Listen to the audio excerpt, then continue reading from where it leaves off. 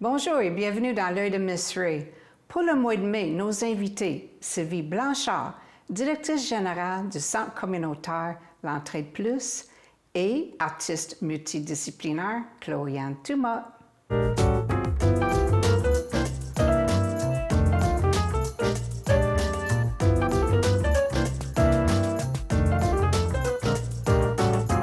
Sylvie Blanchard, tu t'occupes du staff, des élus de la ville, des bénévoles.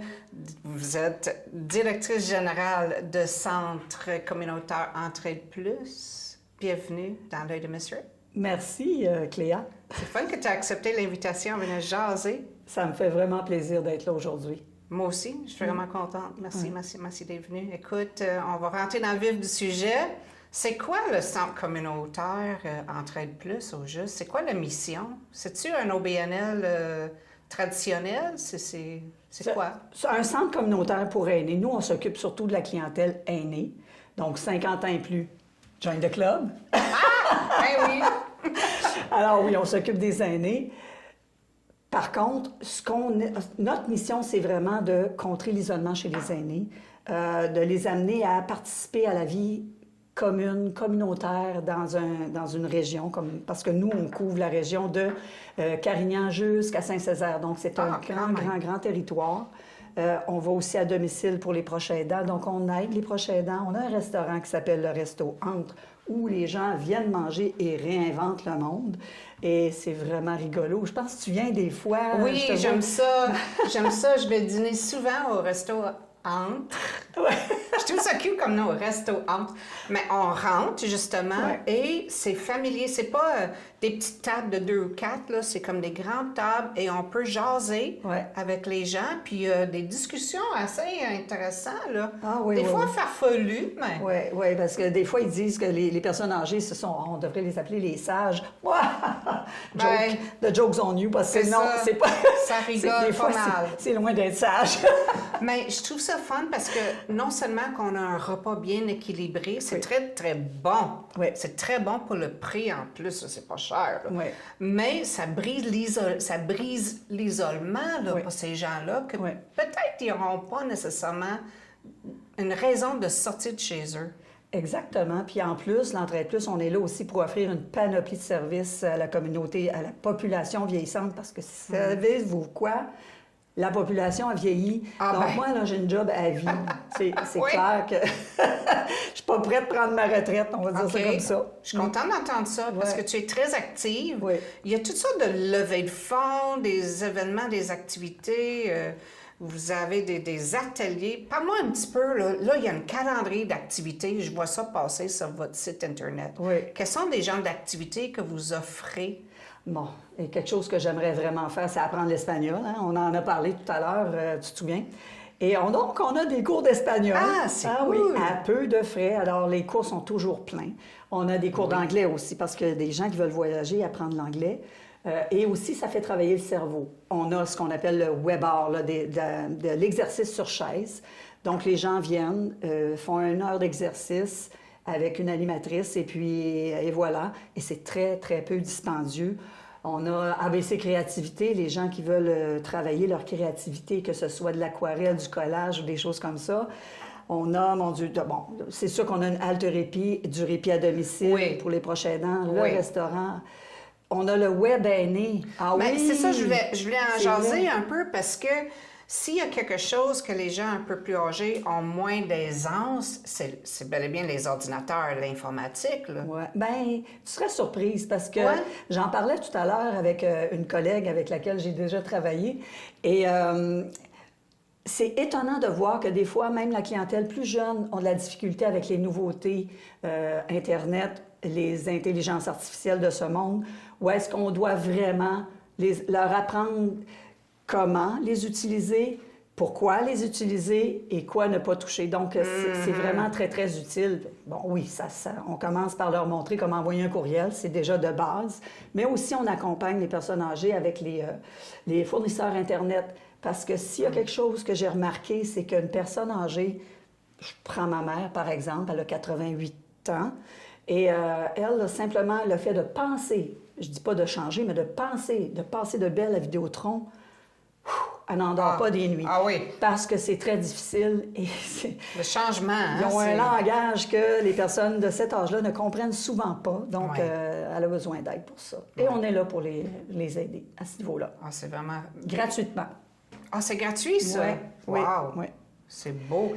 Puis, tu sais, il y a tellement, on entend ça, là, des personnes un peu plus âgées qui se font attraper dans des genres de pièges. Tu sais, c'est une population vulnérable. Oui, les arnaques amoureuses, l'arnaque grand-père et tout ça. Oui. On en a capté quelques-uns où est-ce qu'on a pu prendre action, mais c'est là. C'est quand même là. Donc, mais il faut informer. Oui. C'est ça, il faut informer les personnes, là, vos bénéficiaires, de ces dangers-là. On fait souvent des conférences, d'ailleurs, à ce sujet-là, que ce soit justement la cybersécurité ou que ce soit l'aide médicale à mourir qui s'en vient bientôt. Donc, on fait des conférences pour les informer. Ils ont le droit de poser des questions. Et encore là, c'est soit que c'est gratuit, soit que c'est vraiment un coût minime. Alors, c'est très, très intéressant pour eux. Ça les fait sortir puis ils rencontrent d'autres mondes. Puis quand on parle d'un coût minime, j'imagine qu'il y a des gens qui n'ont pas d'argent là, pour payer des choses. Comment vous faites pour financer? Est-ce qu'on peut aller sur votre site faire un don? Vous faites des levées de fonds? Comment vous faites? Vous avez sûrement des subventions? On fonctionne avec subvention. Comme je disais, on est une OBE, donc un organisme à but non lucratif, mais de bienfaisance. Donc, on peut faire des reçus pour fin d'impôt. Donc, sur notre site Internet, vous avez l'option de faire un don, que ce soit mensuel ou faire un don unique. Vous pouvez le faire. Okay. Le reçu arrive automatiquement.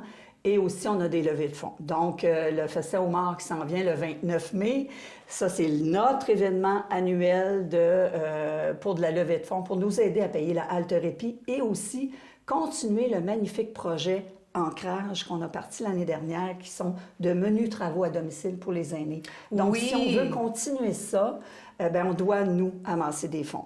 Alors, c'est comme ça qu'on fonctionne. On a aussi le souper d'huîtres qui a lieu au mois de novembre. Il est à plus petite échelle, mais quand même, on peut aller chercher 7 000 à 8 000 $ qui nous aident, nous, à pousser encore plus loin puis aider la population vieillissante. Oui. Je trouve ça génial parce que ça va sensibiliser ces gens-là. C'est pas juste un souper où on va manger du homard, là. J'imagine que vous parlez de la mission, vous parlez des besoins. Oui. Et cette nouvelle activité, c'est un service d'aide domicile. Oui, bien en fait, la haltérothérapie, elle est ouverte 5 jours par semaine, du lundi au vendredi. Et ça nous aide à accueillir des personnes qui sont en perte d'autonomie et donner une pause aux prochains aidants. Parce qu'ils en ont vraiment besoin. Donc ça nous aide à garder le service ouvert parce que ça nous coûte au-dessus de 25 000 par année, ce local-là. Quand je dis au-dessus, c'est que des fois aussi, il faut faire de l'entretien, il y a l'électricité et toutes ces choses-là. Oui, c'est les contraintes, pareil. Oui. Les contraintes, absolument. Oui. Puis, mais là, vous avez parlé aussi d'un service pour aider chez eux. Oui. C'est du bricolage, je sais pas, c'est réparer les choses. C'est une très bonne question. De l'aide à domicile. En fait, les menus travaux, c'est ça dont tu parles. Okay, les menus travaux, effectivement, c'est changer une ampoule, changer les batteries, là, tu sais, tous les 6 mois pour les alarmes de feu. Oui. Ben moi, je connais une dame qui a monté sa table pour changer son ampoule. Elle a resté pris là pendant une demi-heure parce qu'elle avait peur de tomber. Et là, quand elle a réussi à téléphoner à quelqu'un pour venir l'aider, ça a été comme, bon là, viens changer la lumière parce que là, moi, je peux plus. Donc, on fait ce genre de travail-là. On va aussi aider à, je sais pas, une rampe d'escalier qui est chambranlante, une marche. Il y a quelques tuiles, pas des tuiles, mais des planches d'une galerie à un moment donné qui étaient défoncées, donc très dangereuses. Donc, c'est toujours pour garder les gens en sécurité et chez eux. Et on est vraiment en ligne directe avec ce que le gouvernement propose, bien vieillir chez soi. C'est ça. Oui. C'est ça le point, là. Oui. Puis là, récemment, il y a eu comme des pressions, justement. Je ne veux pas trop vous mettre dans l'embarras, mais il y a eu la grève des organismes communautaires. Oui. Et vous avez pris le choix de ne pas embarqué dans le grève? En fait, on a appuyé le mouvement. Vous avez appuyé. On l'a appuyé.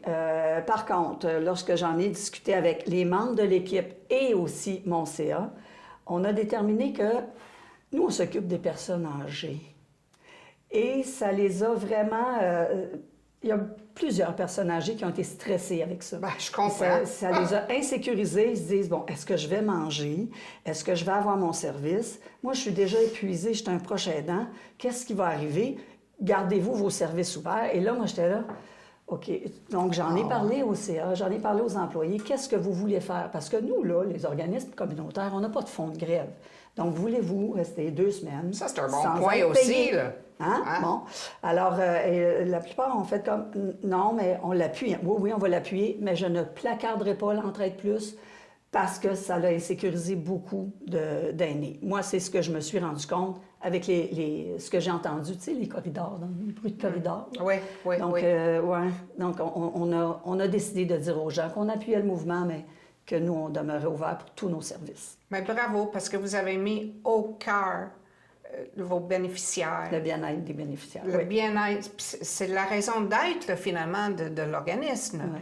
Très difficile en organisme communautaire de faire des moyens de pression au niveau des gouvernements parce qu'effectivement, bien, ils se désengagent, ça s'en va plus vers le privé. On se dit, bon, on est là, ça fait 40 ans, nous, bientôt, là, qu'on est ouvert. Donc, on en a vu d'autres, des vagues arriver. Donc, là, c'est... on va se battre encore, on va se retrousser les manches. Bien, c'est parfait, puis je vous encourage et je souhaite longue vie à Centre communautaire Entraide Plus. Merci. Notre histoire, Chloé-Anne Thomas, débute... Mon Dieu, il y a quoi, 4 ans, là, déjà? Ah, plus que ça, en 2020. Ah ouais, c'est ça. Ben oui, c'est vrai, fait que 6 ans. Ça fait 6 ans déjà Wow. que Ça tu es passe vite. passé faire une entrevue avec moi Ben oui. pour le Journal de Chambly. Et là, c'est à mon tour. Bienvenue dans l'œil de Miss Ray. Ben merci de me recevoir. Je suis vraiment très, très honorée d'être là, vraiment. Je suis contente que tu as accepté l'invitation parce que tu es Ben une femme très occupée. Ah ben écoute, toi aussi. Ah oui, je me tiens occupée. Dans ce temps-là, je fais pas de mauvais coups. C'est ça. On pourrait faire ça. C'est un beau problème. Un beau problème, certain. Écoute, c'est ça, tu as passé à la galerie en 2020, mois de décembre. Ben oui, c'est vrai. Puis c'était pendant la pandémie. On était déconfinés, mais toujours masqués. Puis tu avais fait un bel article sur la galerie. Oui, c'est ça. Dans mon temps au Journal de Chambly. Puis c'est vrai que j'ai commencé pendant la pandémie à travailler comme journaliste dans la vie. Donc ça, c'est tout un début. Puis c'est vrai qu'à tous mes débuts, on s'est connus parce que je passais devant. Puis j'étais comme, mon Dieu, faut aller voir ce qui se passe là. Il faut faire des reportages sur ce que tu fais. Vraiment très stimulant. Bien, merci. Puis c'est un peu... grâce à un des articles là, où le titre c'était Miss Ray garde l'art vivant. Oui. Que mon mouvement, mon hashtag Gardons l'art vivant a eu comme sa première naissance. Résonance. Oui, Ouais. la résonance. Ouais. Donc c'est très important la place aux médias dans les petits commerces et dans les OBNL aussi, là, tu sais, dans les organismes. Merci de souligner que le ciel t'entende parce que j'avoue qu'on est en crise des médias en ce moment. Fait que comme pour la culture, c'est difficile en ce moment en général. Fait que, c'est bien de le souligner de temps en temps. Mais là, si on fait un ligne de temps, Chloé-Anne, tu as commencé comme journaliste, mais là, ça se poursuit et tu te ramasses comme chroniqueuse. Ensuite, rédactrice en chef pour C-Sciences, où tu spécialises encore plus la matière plutôt informatique. Oui, c'est ça. C'est que, tu sais, au Journal de Chambly, j'avais lancé une rubrique techno. Puis de fil en aiguille, tu sais, on commence à s'intéresser aux transformations du numérique, les révolutions. On parlait pas encore d'intelligence artificielle à ce moment-là. Non. Puis ça m'a amenée vers d'autres horizons, puis j'ai pu travailler pour d'autres groupes médias qui se spécialisaient en sciences, mais surtout en couverture des nouvelles technologies, de l'innovation beaucoup. Fait que ça fait 4 ans que j'évolue dans cette sphère-là, et c'est ça qui m'a amenée aussi à faire des chroniques tech à la radio, ici et là, de temps en temps. Ici et là, de temps en temps? Mon Dieu, attends un peu, là. J'ai pris ça en note. Tes chroniques, podcasts, analystes, ça. Ici Première, Radio-Canada, LCN, Cogeco, Apple Media, tu dors quand, toi? Écoute, pas beaucoup, pas beaucoup. Ça se voit aux cernes, tu peux faire de la corde à danser avec mes cernes.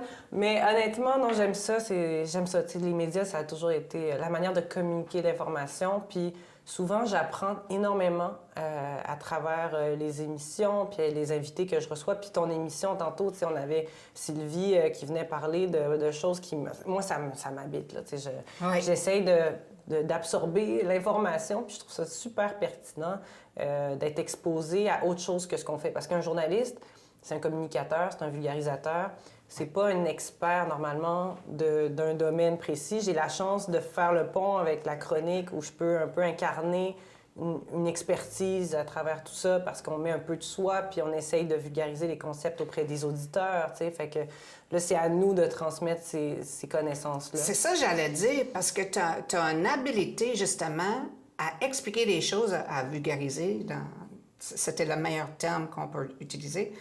Moi, à l'époque, j'aurais acheté, tu sais, le fameux livre, là, L'informatique pour les nuls. Oui. C'est ça que j'aurais acheté. Mais là, je t'écoute, puis je suis comme, ah, OK, je comprends. Puis j'en fais des articles à quantique pour les nuls, tu sais, l'ordinateur quantique pour les nuls, parce que ça, c'est frapper l'imaginaire. Souvent, il faut expliquer avec des images très fortes. Fait que, tu sais, d'expliquer comment ça marche, c'est un peu compliqué. Si tu commences à parler de l'unité informatique qui n'est plus la même, on n'est plus dans un système binaire, on est dans les qubits, les gens vont rien comprendre. Mais si tu commences à parler d'une espèce de mastermind qui arrive à trouver toutes les combinaisons instantanément en sautant toutes les étapes, là, OK, on comprend un peu mieux certaines choses. Fait que c'est trouver les bons concepts.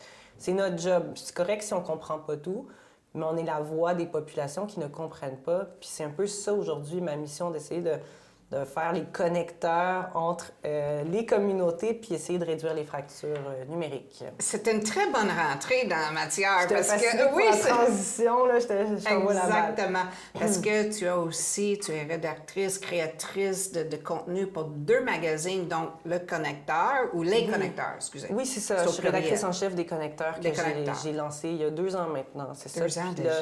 Puis le Culture Mania qui vient d'être lancé parce que je reviens un peu vers mes premiers amours, qui c'est plus généraliste, mais aussi la culture et tout ça. Et là, on peut... Et on collabore aussi, toi et moi, là-dessus, sur ce média-là. Fait que c'est le fun de pouvoir parler de transformation culturelle et sociale, donc pas seulement de transformation technologique. Là. Oui, mais c'est important parce que on n'est pas toujours dans les livres, là. On vit notre vie, puis de plus en plus, on voit que la technologie rentre dans notre quotidien. Là. On ne peut pas vivre sans notre cellulaire, on peut pratiquement pas vivre sans l'Internet. C'est ça, puis c'est le fun que tu en parles, parce que moi, ce qui m'inquiète, c'est les nouvelles générations. T'sais, on veut interdire beaucoup de choses aux jeunes, mais derrière, le marché du travail évolue. Fait que est-ce qu'on est en train de les préparer à ce qui s'en vient pour eux, t'sais? On interdit les cellulaires, on ne veut pas qu'ils utilisent l'IA. À un moment donné, il faut revoir un petit peu notre encadrement de tout ça. Puis j'avoue que personne n'a le mode d'emploi. Ces outils sont arrivés avant qu'on puisse vraiment naviguer à travers tout ça, qu'on ait un protocole à suivre, etc. Mais ça va prendre des leaders pour trouver comment on fait pour bien s'outiller avec les bonnes compétences, mais aussi la littératie numérique pour bien comprendre tout ça. Il y a une partie éthique aussi. Oui, tout à fait. Pour moi, c'est criant. Oui, c'est surtout ça, en fait. C'est le gros problème des retards qu'on observe. Puis les jeunes, encore une fois, vont être sujets à... tu sais, là, maintenant, avec l'hypertrucage, c'est fou, là, ce qu'on arrive à faire. Tu peux prendre une photo de quelqu'un, un mineur, puis lui faire plein d'affaires avec ton modèle d'IA générative sur la photo, la transformer en vidéo, une vidéo qui est assez réaliste, tu sais. Fait que...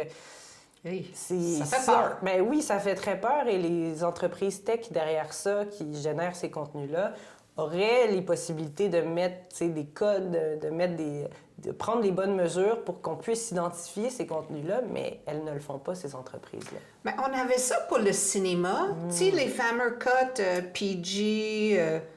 Là, je parle en anglais, excuse-moi, mais R pour Restricted Audience, X pour, tu sais, on se comprend.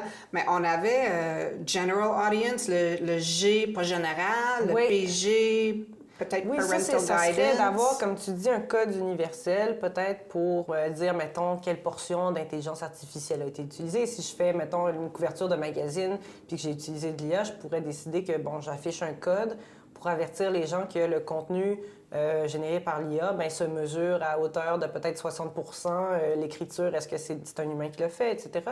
Fait que ça, c'est des choses qui commencent à émerger. Mais c'est vraiment des initiatives citoyennes, tu sais, c'est des citoyens qui décident qu'on va lancer Badge AI, puis... mais il n'y a pas rien qui est fait par les institutions qui sont les autorités ou les gouvernements là, à travers tout ça. Là. C'est vraiment dommage. Ouais. C'est vraiment dommage parce que ça nous aiderait, le citoyen, ça nous guiderait un peu Ben oui, c'est sûr. vers l'avenue, puis vers quoi on avance. Là. On va espérer que ça s'en vient, mais... Mais le journalisme, Ouais. ça fait partie d'une partie de ta vie. Il y a une autre partie où tu es créatrice non seulement de mots et d'images, mais d'images. Oui. Tu Oui. es créatrice de mots Ouais. dans la musique, créatrice d'images dans l'art visuel. Oui, c'est vrai que c'est mêlant un peu. Hein? Je m'éparpille beaucoup, mais comme artiste, maintenant je dis artiste multidisciplinaire parce Voilà. que c'est vrai que j'aime ça, la création, puis même niveau média, tu sais, je veux dire, je fais beaucoup de post-production sur les émissions Oui. aussi qu'on fait, de vulgarisation, etc. Et puis j'aime ça combiner, tu sais, comme je fais du dessin, tout ça, puis j'essaie de faire un peu de l'animation à travers tout ça. J'utilise quand même l'IA pour tester parce qu'il faut quand même être au courant de ce qui existe, puis explorer. Je trouve ça bien. Je pense que l'IA peut, si elle est bien utilisée, booster ou propulser la créativité sur certains plans. Oui. Mais c'est sûr que, tu sais, ça dépend, là. Je veux dire, il y a des usages, encore une fois, à favoriser plus que d'autres. Il y a des choses que j'aime déléguer, puis d'autres moins. Fait que c'est ça. J'aime ça. Puis comme tu dis, je fais aussi de la musique. Fait que c'est difficile de... J'ai plusieurs chapeaux, puis il faut des fois en laisser de côté quand on parle de ce qu'on fait. Mais est-ce que ton côté artistique, ça vient équilibrer le côté cérébral? Parce qu'on dirait que c'est côté gauche, côté droite, là. C'est intéressant. Puis moi, j'ai comme la croyance que tout le monde est créatif. Oui. Fait que j'aime beaucoup croire que, tu sais, on choisit... Puis des fois, on s'en rend pas compte, mais on décide qu'on va peut-être nourrir un côté plus que l'autre ou s'en nourrir finalement. Puis on va faire appel ou solliciter les facultés ou les compétences ou les passions du moment, tu sais. Puis c'est vraiment, je pense qu'on est tous comme ça. Oui. On a tous, tu sais, des moments où on est créatif. Puis je crois que c'est sûr que ça m'aide à aimer ce que je fais dans la vie, c'est de trouver un équilibre entre les deux. Parce que... Il faut. Oui. Sinon, on n'a pas d'équilibre. Ben c'est ça, tu sais, puis de juste parler de ce qui est plus chronophage, puis tu sais, sérieux tout le temps, sans le côté qui vient un petit peu, pas enjoliver, mais... Oui. Ben, une manière de présenter, d'exposer la matière de manière digeste. Souvent, tu passes par des codes esthétique, artistique. Fait que c'est vrai que j'aime ça solliciter les deux là, dans ce que je fais au travail, là, c'est sûr. C'est qui Monarchy? Monarchy? Oui, Monarchy, c'est mon nom on va dire, d'artiste musical et visuel. Fait que c'est une combinaison de... Parce que j'étais comme à une période où j'aimais tout ce qui était Renaissance, tout ça. Fait que j'avais comme le côté monarchie, puis key pour piano keys. Oui. Fait que je l'ai combiné comme ça. Ah, c'est cool! Fait que c'était ça, ouais. Puis, ben c'est ça, je fais de la musique électronique. Fait que j'ai quelques albums à mon actif avec un éditeur qui m'aide à placer ça dans Netflix, puis des séries. Puis j'apprends toujours comme après dans quoi ça a joué. Là. Félicitations! Merci. Ça, je ne savais ça pas, fait par pas beaucoup exemple. de redevances, par contre. Mais ouais, non, c'est le fun, c'est le fun. Puis, pour les arts visuels, tu nous as apporté quelques petits exemplaires. Pour qu'on Oui, puisse... bien là, c'est toi qui me donne le courage d'en parler aujourd'hui. J'en parle rarement, en fait, mais je fais des fois, tu sais, j'ai fait des albums, des couvertures d'albums pour des artistes. J'aime ça dessiner. Je gribouille, là, ça commence comme ça. Puis après, ben ça devient un dessin, tu sais, au Sharpie noir sur blanc. Puis j'aime ça numériser après, puis faire quelque chose de peut-être plus coloré sur le numérique avec une tablette. Fait que je colorise après. Mais oui, j'ai apporté des échantillons de ce que je fais que j'appelle les doodles. Fait que c'est Mr. Doodle qui a parti ça. C'est vraiment éclaté ce qu'il fait parce que si tu vois, là, il y a une maison entièrement recouverte de doodles, de l'extérieur, de l'intérieur. Oui. Chaque mur, il a fait ses doodles là-dessus. Vous allez voir c'est quoi, là, parce que je dis le mot beaucoup. Mais... On va y montrer? Oui, ben oui, si tu veux. Tiens, je vais... Mais là, tu vois, il y en a juste un dans ce calepin-là. Puis je l'ai fait hier, celui-là. Wow! Pour toi. Il est très complexe. Oui, c'est que là, tu vois, il n'y a comme pas d'espace à laisser. C'est un peu ça l'idée, c'est de remplir avec toutes sortes d'affaires imaginées. J'aime ça quand tu le tournes, puis que tu arrives à voir des éléments que tu voyais pas, que tu découvres. Tu sais, de tous les côtés, ça finit par fonctionner. C'est donc bien hot. Ben oui. Puis comme tu vois, je mets tout le temps des éléments musicaux. Oui, j'ai vu les clés de piano, oui. Des pianos qui volent. Le visage ici, je l'avais pas vu dans l'autre sens, mais là, je le vois. Là, tu faisais des affaires, des Ah, c'est fun. Des...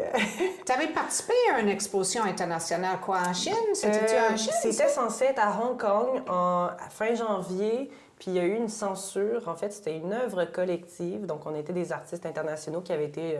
on avait soumis notre travail, ça avait été choisi, puis on était comme de tous les pays. Puis c'est comme une œuvre de 10 mètres de hauteur par 14 mètres de largeur. C'est un mur. Oui, puis moi, c'était comme la pièce centrale de 2 mètres par 2 mètres, là, tu sais, au milieu. Puis c'était censé être à Hong Kong, mais à cause des tensions politiques, apparemment, il y a beaucoup de choses qui étaient censurées. Donc, ça a pris le bord. Notre œuvre a comme pas été... mais finalement, les organisateurs c'est l'Expo Métro, ils ont trouvé un remplacement, puis c'était à Rome. Donc, ça a eu lieu à Rome pendant 2 jours, à 1 kilomètre du Vatican. Wow! C'était super beau, c'était des écrans LED, puis ça restait là en permanence, nos œuvres. Donc, ouais, c'était le fun. Puis c'était la pièce maîtresse de ce que j'aime. Tu sais, ce que je te disais, le piano keyboard, le piano volant, là. C'était ça qui avait été sélectionné. C'était ça, le doodle qui était sélectionné. Exactement. Ben, félicitations. Ben, merci beaucoup. Écoute, c'est notre temps pour aujourd'hui. Il faudrait que je te réinvite pour un autre épisode. Ah, mais merci. Je suis contente de t'avoir vu. Puis merci pour l'invitation. Toujours un plaisir de te voir. Vous cherchez quelque chose à faire pendant le mois de mai? Voici ce qu'il y a dans l'œil de Miss Ray. Ici, à la galerie de Miss Ray, on est en pleine exposition photographique, les 4 éléments de la nature. Donc ici, dans le salon, vous voyez des belles œuvres de Robert Séguin. Il y a aussi Colette Schwartz, Marie-France Giverne et aussi moi-même, ainsi que Paul Laforêt. Donc, 5 artistes photographes vous proposent les 4 éléments de la nature. Ensuite, il ne faut pas manquer notre méga Art Battle qui aura lieu le 30 mai ici dans le stationnement de la galerie. On va ramasser des sommes d'argent pour l'organisme, le musée Carlo Acutis, ici à la Fabrique Saint-Joseph de Chambly. Donc, 7 artistes peintres qui vont venir se battre pour votre coup de cœur. Et, bien entendu, on met les œuvres à vendre au bénéfice de l'organisme. Il y a aussi la rencontre des arts au mois de mai à Saint-Jean-sur-Richelieu. Ça se passe entre le 22 et 24 mai. C'est toutes des belles occasions pour sortir maman pour la fête des mères. Il y a des musées, pôles culturels, Trinité, toujours des belles expositions gratuites un peu partout. Profitez-en. Passez un bon moment avec votre chère maman. Je prends une petite minute pour remercier nos invités, Chloé-Anne Thomas et Sylvie Blanchard, ainsi que nos chers techniciens Mathieu et Yves. Merci beaucoup à TVHR, TVRS, et merci à vous, chers auditeurs et auditrices, votre public, là. Comme public, vous êtes merveilleux. Merci beaucoup. Ensemble, nous gardons l'art vivant. À la prochaine!